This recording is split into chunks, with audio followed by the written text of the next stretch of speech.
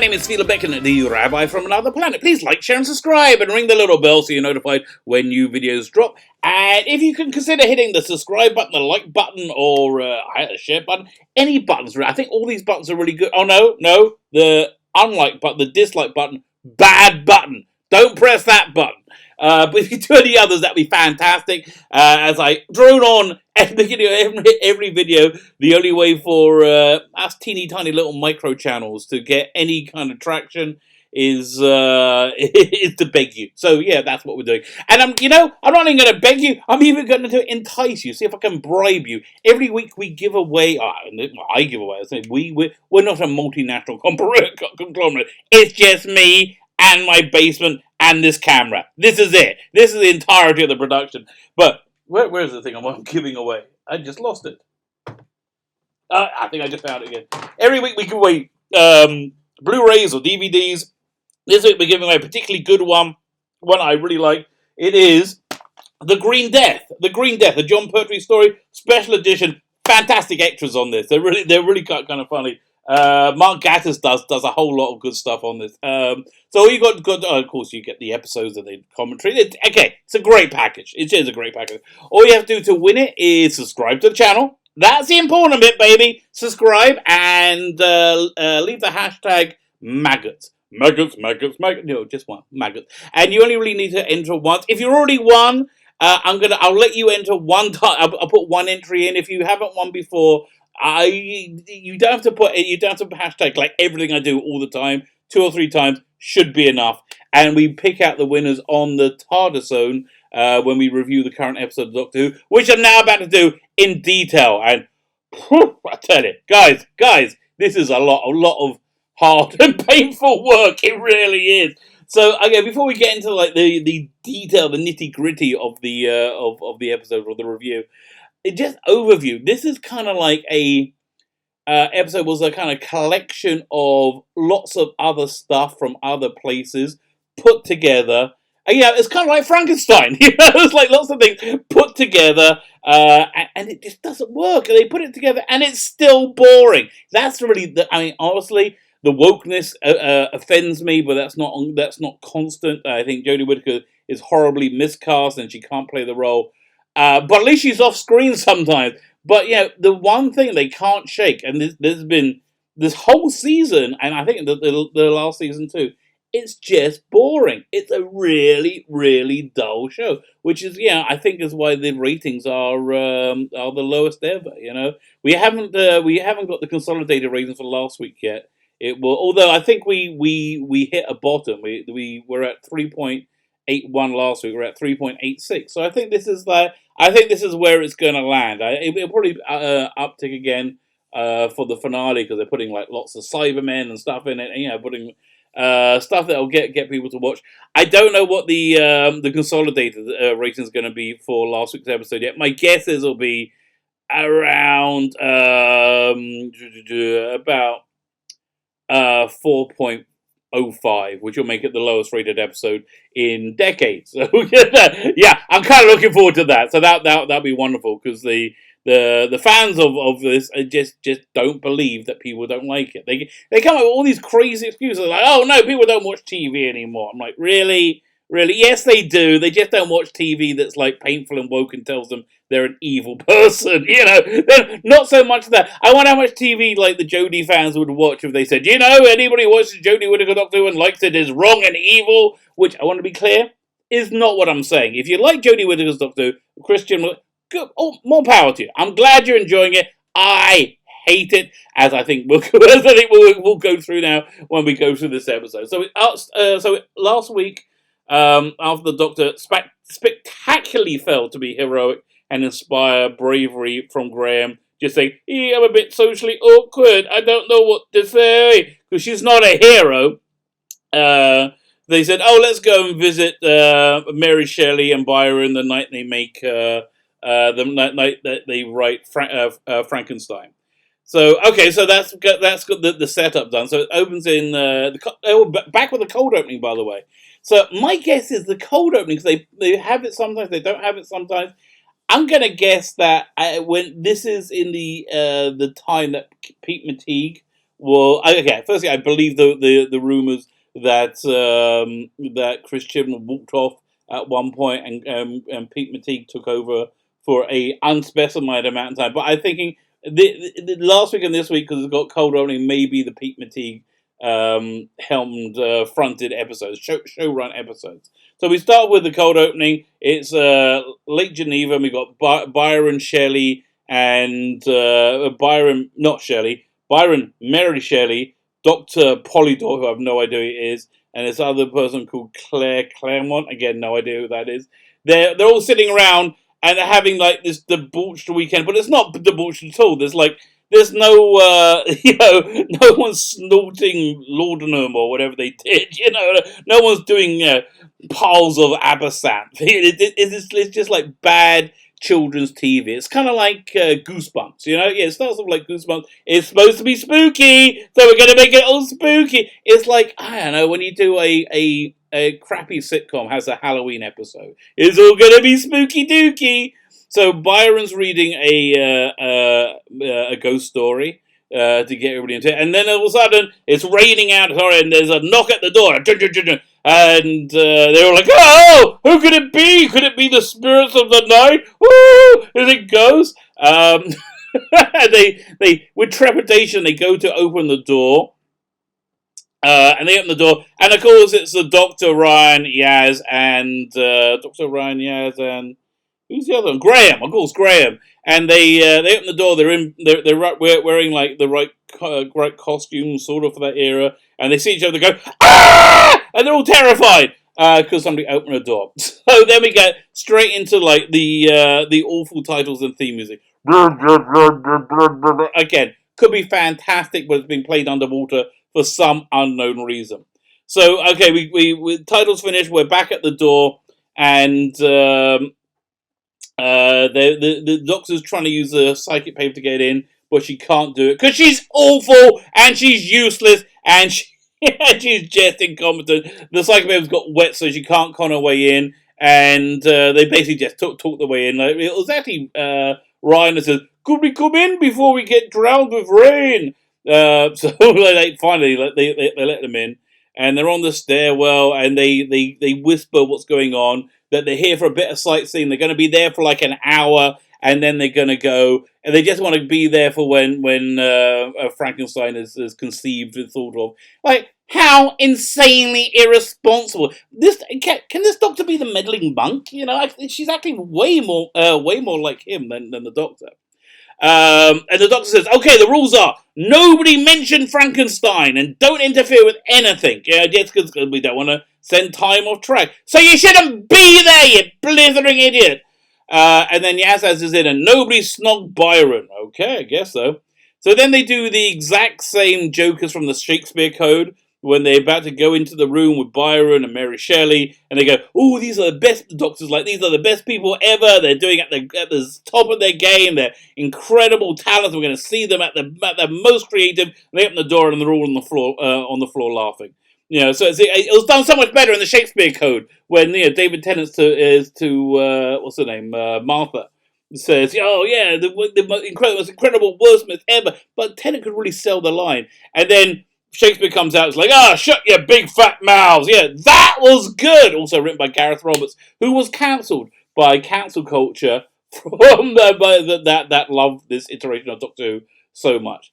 So then they hang out. They have this like Regency dance, which is really cringy and agonising. And it turns out Jodie Whittaker dances as well as she runs. So yeah, there is that. And there's this massive info dump, exposition dump, I should say. So you know who everybody is, but you really don't. There's like one character who I had literally no clue it was. I've watched this thing in detail twice now, taking notes. I still don't know who the hell she is. I don't know who a lot of the characters are, but yeah, we'll get into that as we go.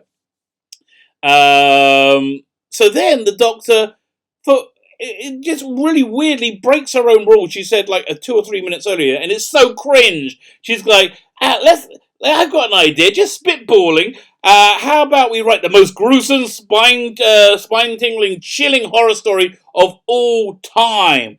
And then she grins like an idiot, like, eh? And she really does. I'm not making this up. She grins like an idiot, because she is. They play her like an idiot.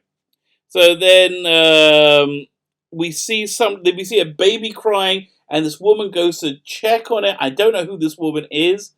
Yeah. And again, I've looked on the IMDb cast list, and it still doesn't say. Yeah, we look again. Maybe I missed it. I looked at the IMDb cast list for this episode, and there's just no mention of this character. It could be Elise. I don't know who Elise is. It could be Elise. Okay. Let's just call it Elise. Fine. And basically what the scene is doing is establishing very clumsily that there is a baby on board, and that baby is listen, if you see a shotgun on the wall in the first act, you know it's going to be used in the third act. If you see a baby crying, then it's going to become a plot point. Well, that was just clear as the moment I saw it. As she leaves the baby's room, let's call her Elise. She walks down the corridor, and a vase magically lifts up and smashes itself against the wall, kind of like a poltergeist activity thing. So the doctor, meanwhile, is with Byron and Shelley, and she's continuing to break her own rules because the reason she's doing it, she's like egging them on to write Frankenstein, and she said because she realised that Shelley isn't there, and she realised that Shelley Percy Shelley isn't there, who was needed to be there to write Frankenstein. So she doesn't know what's going on. She's trying to fix this badly. Fix this problem in history. Why not just stop and work out what's going on before blundering in and destroying the universe? Maybe this week do that. I just can't believe this Doctor hasn't been captured and time looped by the Time Lords. Now they're back. So while this is going on, Yaz notices that that Claire Claremont, the woman who isn't Mary Shelley, not the other woman who isn't Mary Shelley, sneaks a knife and goes down to sneaks a knife and leaves the room. Fine. So best bit of the episode then happens, and Graham leaves the dancing, and oh my god, Jodie Whittaker was so bad at the whole dancing thing. Graham leaves the dancing and goes to look for a toilet so he can go have a pee. Right. So he's walking around the house, and I think what happened? He meets the woman who let's call it Elise, who's scared about who's cleaning up the vase. And there's all these spooky things going around. I think there's some these ghosts appear. There's this woman and a girl in the lightning. So Yaz has followed the woman who took the knife. That was Claire Claremont and she's trying to break into Byron's study because she wants to get to Byron's letters to find out if Byron likes her or not. And it's a really cringy, bad scene. That's intercut with Graham walking around looking for the toilet. That goes on for quite some time.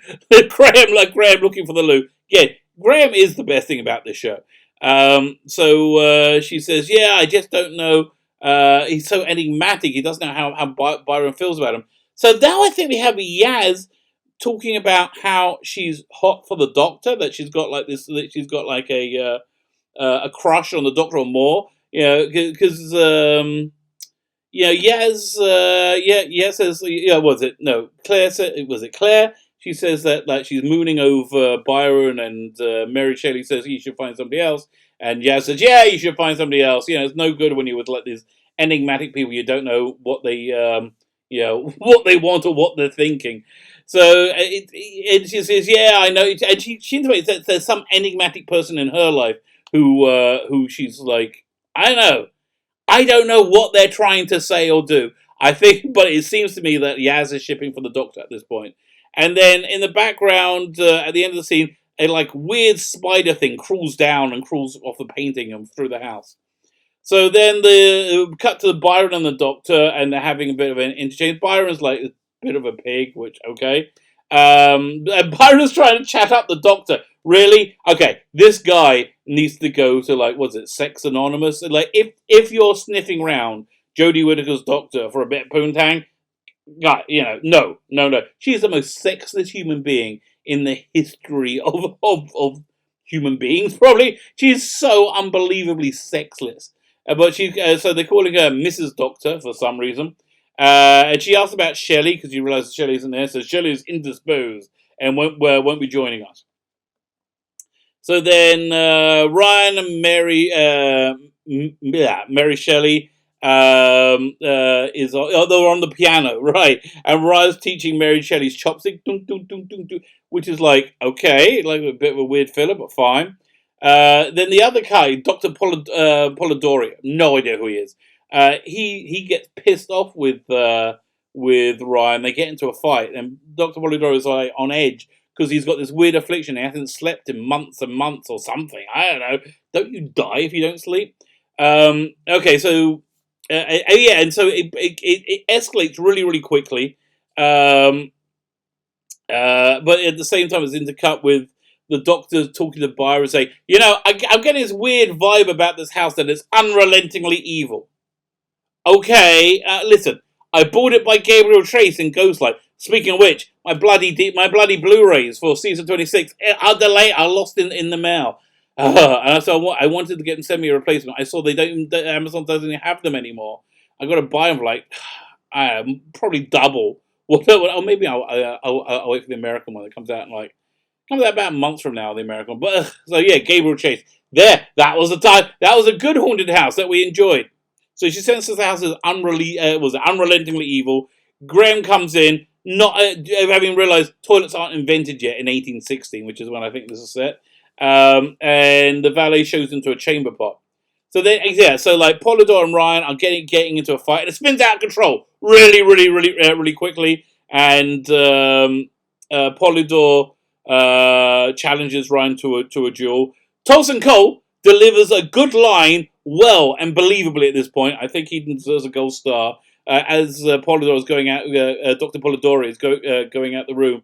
He's saying to Graham, he's getting a gun. He's getting a gun. Okay, that really worked. I can imagine somebody actually really saying that. So yeah, that wasn't bad.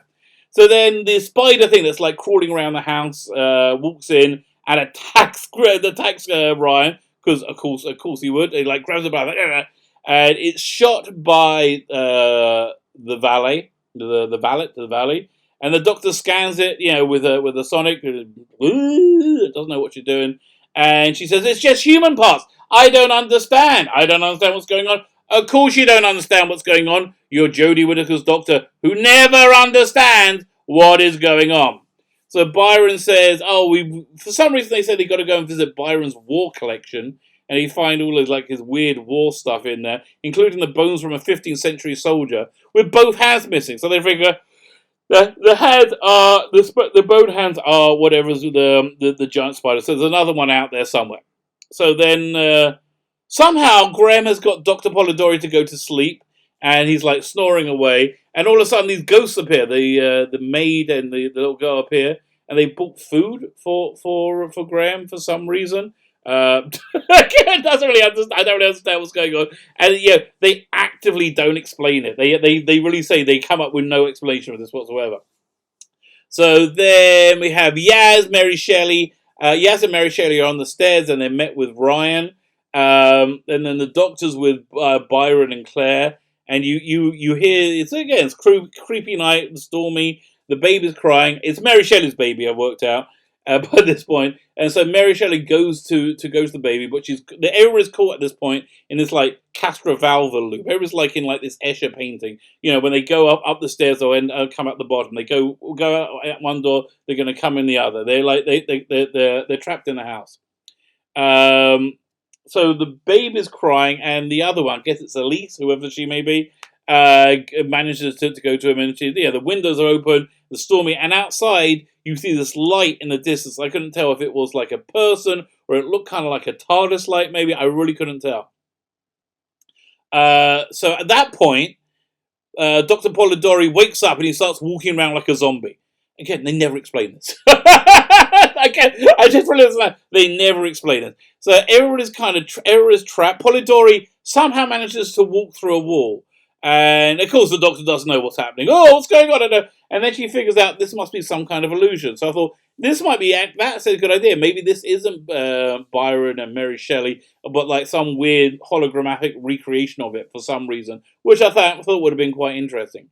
So they decide they've got to close their eyes to like not see the illusion so they can get to where they're going. They close their eyes and they found the door, and they finally make it to the baby's room. But the baby has been replaced by a skull and the skull from the guy from the 15th century soldier and his hand, and the hand's all alive. And so this is a pretty good special effect. They had the hand in like a bell jar, crawling around. So that wasn't bad. Yeah, I think there are decent bits to this. It's just the sea of awfulness is it just permeates everything. So okay, so the bad weather and everything. The doctor says this is a weird space time event. She thinks the time traveler trying to break through, and as he does, the time traveler does break through, and the time traveler is a lone Cyberman. So it's tying back to Captain Jack. And the Cyberman comes and starts stalking them, but the Doctor closes the door, a wooden door, and sonics it. That's managed to keep the Cyberman out, but then Graham and so they bring a couch over as well. But that's it. That actually keeps the Cyberman out of the room permanently. That works completely. So then the Doctor explains what Cybermen are, and it's so 2020, it's so 2019, so 2018, so 2017. She talks about how their Cybermen take people and they graft things into they graft transplants into them. They basically make them into Cybermen, and then she uses the expression, and they do it without consent. Oh, I wonder what she could be referring to. But they want to know what the Cyberman wants. I guess the Cyberman just wants to leave this mess. So Jodie does a bit of breathless acting, as she describes how Cybermen convert planets. Yeah, whenever she wants to convey something really important, she does breathless acting. Oh, and then they come, billions. Okay, fine. Cyberman breathless acting. She explains what cyber conversion is, but she's doing breathless acting, so she means business now. The Cyberman, completely cannot get in that room the Doctor's closed the wooden door to. So he goes stalking around the house and he finds a baby. And the Cyberman is super emotional. It's not cyberized much at all. He's looking for the. First, he catches the valet, and he's looking for the Guardian. He's with the Guardian. I guess it's just the newspaper that Chibnall was reading that morning. So he's looking for the Guardian, and then he kills the valet. So the Cyberman is super emotional, and he goes around stalking the baby. He goes towards the crying. The woman, I think her name is Elise, is hiding with the baby, and the Cyberman finds them and then kills Elise and then starts playing with the baby. Okay, and says, "Do not be afraid, little one." This clearly wasn't Nicholas Briggs. You will be like us, which that was a good sign. But there's very fluid speech patterns. It's not Nicholas Briggs at all. So the fam decides to follow the Doctor, who's gone to look for the Cyberman, because Yaz has a brilliant idea. Why don't we all split up? Yeah, nothing bad will ever come of that. So the Cyberman, meanwhile, is super emotional. He's throwing things around. He's looking for the Guardian. Again, this is Chibnall looking for his newspaper. And then the Doctor confronts him and asks him what he's after. The Doctor's so bad at confronting people. It's just freaking painful. Okay, so now the Cyberman. So now we get a good look at the Cyberman, and he's only partially converted, or he's kind of converted with like bits of blown up Cyberman. So you got half his face showing, like a ragged edge, and you can see his face as he's walking around. And the Doctor says, I see you don't have an emotion inhibitor. So if the Cyberman doesn't have an emotion chip inhibiting his emotions, they die and go crazy. This is how David Tennant destroyed the Cybermen in Age of Steel, and I think otherwise. Also in Invasion. Emotions destroy Cybermen. That's why they suppress their emotions, so they don't die from being cyberized. Okay. So the Doctor's just awful in this. She's smug and useless against it. And then she does one of her useless eyes, one of those stupid useless faces. Oh, God, why does she think that's a good idea? Why does she think it's a good idea? It's beyond me. So the Cyberman then goes to shoot her, but doesn't have any juice in his cyber cannon. And the Cyberman, again, looks like he's been put together by bits and pieces. And the Cyberman is kind of being played like a demonic cyber misogynist, which I could hear them saying that in the writers' room, and it's kind of like the guy called Lieutenant Mansplainer from Star Trek Discovery, Season 2, Episode 1. If you haven't seen it, you have so much pain ahead of you. But it's the same kind of vibe as that. So the Cyberman goes, it gets angry and goes to hit the Doctor. He smashes his hand through the window, and instead he's recharging from the lightning. Not a bad idea actually. I'm not opposed to that. So Yaz, Mary, and Byron and Ryan, they go into another room. The house is still shifting, and they realize they're in Percy Shelley's room, and he's got all this like mad writing everywhere.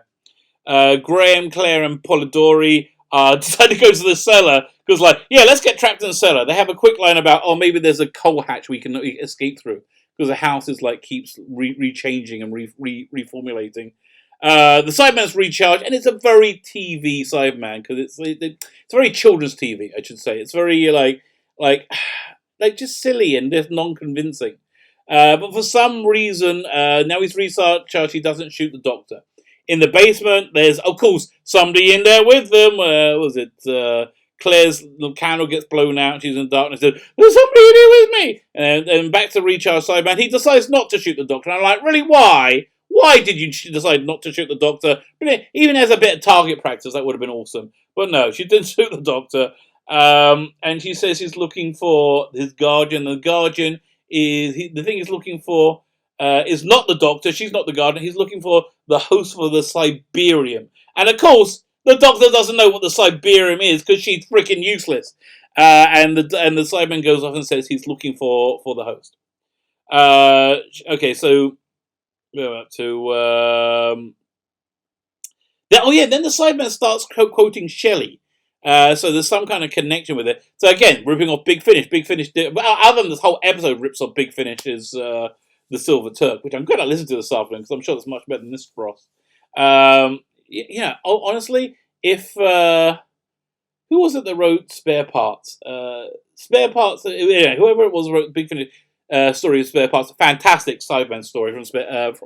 Had to have a credit in Age of Steel, because were doing an order. I can't believe whoever wrote The Silver Turk didn't need a credit in this as well, because seems pretty ripped off. But they're ripping off another Paul McGann story this time, The Time of the Daleks. Another pretty good one where the Daleks speak Shakespearean dialogue.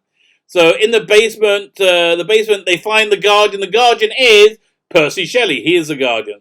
So the Doctor runs off from the Cyberman, goes, "See, you go that way, I'll go this way." And she finds a baby, and she gets kind of semi-maternal with it. Then Polidori walks in and says, "Graham needs a Doctor in the basement because they found Shelley." Fine. So then the Doctor tells everybody to hide. That's this Doctor's plan. That's this Doctor's brilliant, cunning plan. Everybody hide from one semi-built Cyberman with somehow making reality twisted and stuff. Yeah, this is like that Chibnall does quite often. He just like insanely powers the villains. But once he's forced to use monsters, he insanely powers them. That's what he did with the Dalek. That's what he did with the Cyberman here. Kind of think of what he did with the Masters to a certain extent. So she said, "Everybody hide." So that's a brilliant plan. So she goes down to the basement, and the Cyberman somehow beams into the basement with Shelley, but Shelley's able to use the house and something else to reformulate the house to send him somewhere else. And so the Cyberman appears and is sent somewhere else in the house, and he screams in anger again. Have you ever seen Cybermen before? No. So then the Doctor mind melds with Shelley. So this is something that I think is so indicative of what's wrong with that show, with Star Trek, with Doctor Who, with Star Wars. The writers have only the vaguest understanding of genre of science fiction, and they figure if something's a trope in one science fiction, something's famous in Star Trek, they do it in Doctor Who. It's like they just figure it's all interchangeable because they know nothing. The writer of this is essentially, was it a Hollyoaks writer, and it shows. Fine. So where are we up to? Shelley, so we can find out what happened with Shelley. He was going for a walk along the riverbank, and he finds this like CGI cyber goo that like jumps into his hand and infects him. So it turns out that Shelley was. So it turns out that this will happen very recently, and the cyber goo has merged with Shelley and made him invisible. And so it was hit when the vase that threw across the hallway at the corridor at one point and smashed. That was him, but it was cloaked. A lot of the ghosts were him cloaked, trying to like make himself be seen. So no one can see him. Since the cybergoo infected Shelley, since he's infected her, he's been compelled to write all these symbols and stuff that were in his room. So honestly, did Byron not notice that Shelley went missing that morning? I mean, like, really? It seems a bit. Yeah, somebody would have mentioned it, but no, apparently not. Okay. Somehow the Doctor now knows what the cybergoo is and the Siberian, even though she had no clue 5 minutes ago, and there's no idea. And it's from the far future, and it's got the full history of the cyber race built into it. It's their battle computer or someone, and then someone who, and they don't say who, sent it back from the future to change the past. So I'm guessing that's the Master. That sounds like a reasonable inference. The Doctor now wants the Cyberman to get the Siberium, even though Captain Jack travelled through time and explicitly told everyone, don't let the lone Cyberman get what he wants. Don't give him the Imperium. It's going to end up with billions of people dying and massive cyber armies. So, fine. So he said, don't do exactly that. And again, shouldn't the Time Lords have time looped this Doctor by now? She's so freaking destructive. So the they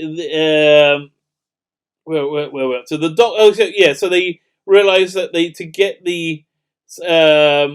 Doctor says she wants Shelley to give the Siberian to the Cyberman, which is exactly what Captain Jack said not to do. So they said, wait a minute, Captain Jack said don't not do that. And so then we get a nice Doctor lecture on why you can't change the past. They can't let Shelley die, because if Shelley dies, his influence in the world is too great, and it will unmake the world. So the world that Ryan, Graham, and Yaz were born into won't exist, so they will cease to exist. It's like kind of a basic time travel 101 info dump they give. But again, she's doing her breathless acting, so she must mean business. So then we get more of a super cringe Doctor lecture. And then she says, that she's in charge. She's the bestest ever, and the universe rests on her shoulders, and only she can make the decision. So the Cyberman shows up, and we then find out it's got to kill Shelley to get this Siberian out of it. So Mary Shelley then tries to talk to the Cyberman to talk him down. Not the Doctor, Mary Shelley. And she said, look, you spared my son. And she connects to his humanity, gets him to reveal his name. So again, I'm hoping this isn't really a Cyberman at all, because Cybermen are not like this. At least they haven't been up until now, and I hope there's some kind of explanation why he is like this. But then he says, look, you were a father, people love you, I can see all this. So, and then he turns super evil, right? He says, yes, I saved your baby because he's useless, and I had children, but I slit their own throats so I could join the resistance. I'm like, what? Okay. So then the Doctor mind melds with Shelley again and makes him experience his own death from the future, so the Siberian will leave him. The Siberian leaps out of him, and it's like blobbing around, and it's standing between the Doctor and the Cyberman, and it decides to go to the Cyberman. Okay. And thankfully, we're nearly done with this putrid episode. So it goes to her, she absorbs the Siberian, she can feel it fusing with her. And then the Cyberman says, okay, I'm going to destroy the world right now if you don't give it to me. And she said, and then he steals a line from Avengers. He's much like Thanos. He says, we are inevitable. So the Doctor says, well, the world can't be blown up in 1806 because that doesn't happen. So she gives the Cyberman the Siberian, the thing that she was told not to do under any freaking circumstances. She couldn't think of a way around it. Sometimes she can't win because she's freaking useless. Then so she gives the Siberian assignment, okay, who then leaves, and the doctor says, "Oh, she massively screwed up because that was something she shouldn't do." So, what they're going to do now is go to the future and stop them rebuilding the cyber armors and causing the death of billions. Okay, that's a fair plan.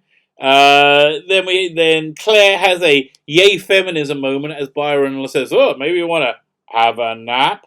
Maybe you want to lay down and relax. And she's like, "No, you're a bit of a crappy guy. I don't like you." So she has a yay feminism moment. Everybody says their goodbyes. Then Graham then points out one of the plot holes. He says, "But wait a minute, who was the maid and the girl? What were they ghosts? I don't understand. What's their connection?" And nobody knows. Nobody knows. And it's never dealt with again. The doctor can't answer, of course, because the doctor's freaking useless. She wants to drop the fam off in 2020 or whatever before she goes to the cyber war zone. But they said, "No, we're coming with you." So then we got the last minute or so is this really boring recital as either Shelley or Byron read something and read some prose, and then thank God, it's over. Oh, it's over. Oh, they've got 2 more weeks of this to go. It's freaking awful. It's just so boring. It's so freaking boring. So next week, again, we're having the Cybermen episode because she let the Cybermen go and create billions of lives. And then it's the Timeless Child. So they got a lot to wrap up. They got to work out who the Timeless Child is, how Captain Jack got involved, the Master. They got a lot to deal with. I don't know. As I said, the ratings for this, the overnights of this was 5.86. That's a 50,000 bump over last week. So again, I think they found their basement. I think the overnights are going to stay in the 5.8 to 5.9 range. Next week will probably be higher because it's like we're getting to the season finale. We've got lots of Cybermen. Yeah, and I guess they're going to be plugging it, and that does get people to watch it. Let's have a look, see if the consolidated ratings for last week are out yet. Last week got 5.81, and no, it's not that. So, just in general, it's been getting like a 1.2 million bump, 1.2 to 1.3 million bump. So that would make this last week's episode probably the lowest rated episode, of the revival, which will be fantastic. But again, I guess that'll be tomorrow's video. My name is Sheila Beckett, the Rabbi from another planet. Please like, share, and subscribe. That really, genuinely helps me. I'm really, really grateful if you do it. So if you can do that, that's fantastic. Let me know if you want me to review anything. Let me talk about anything. I like when you guys send me stories. If you have any comments, if you love this episode, let me know why you like this episode. Look, it wasn't the worst episode, but it wasn't a good episode. But if you love it, let me know. If you're a Jodie fan, I'm sorry if I offended you. I just really hate this. I love that you love it. Great, I'm happy for you. But I really hate it, and I'm really glad it's doing very badly in the ratings. Far worse than Peter Capaldi, because I just really don't like this era. But my name is Sheila Beckett, the Rabbi from another planet. Please like, share, and subscribe. Ring the little bell so you're notified when new videos drop. And have yourself a fantastic day, which you're more likely to do because you didn't have to watch this awful episode of Doctor Who.